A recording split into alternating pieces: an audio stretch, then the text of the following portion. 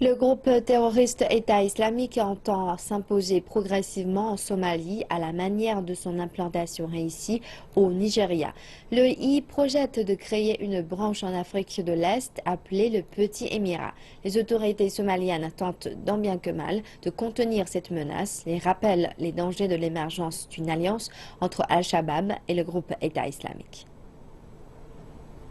En 2012, Al-Shabaab, le groupe militant terroriste basé en Somalie, avait fait allégeance au réseau terroriste Al-Qaïda et avait pris le contrôle de la capitale Mogadiscio et des autres grandes villes du pays. Mais aujourd'hui, le groupe Al-Shabaab a été délogé de la plupart des positions qu'il contrôlait, ses ressources financières ont été coupées et ses principaux chefs ont tous été tués. Les autorités somaliennes indiquent que la plupart des combattants Al-Shabaab tentent désormais de rejoindre désespérément les rangs du groupe État islamique. L'État islamique a largement profité de l'instabilité régnant dans la plupart des pays arabes riches en ressources naturelles. Le groupe terroriste a désormais des moyens financiers importants. Les militants terroristes de cette organisation n'ont qu'un seul objectif, à savoir étendre leur idéologie extrémiste et perpétrer des attaques à travers le monde. En Somalie, ils tentent évidemment de répliquer leur stratégie, en utilisant leurs ressources pour attirer les militants du groupe Al-Shabaab.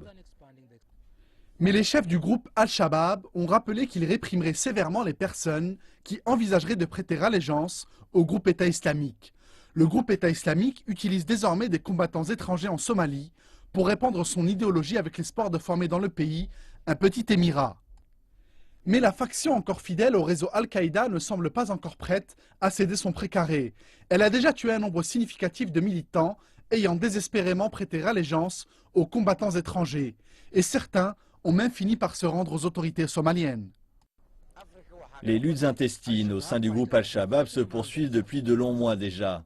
Ils sont aujourd'hui forcés de choisir entre la faction pro-Al-Qaïda et le groupe État islamique.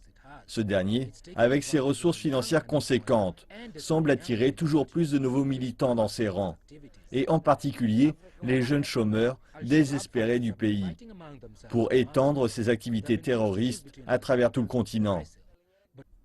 Les experts ont depuis longtemps mis en garde contre une potentielle alliance entre le groupe Al-Shabaab et celui de l'État islamique, qui déstabiliserait sérieusement toute la région de l'Afrique de l'Est.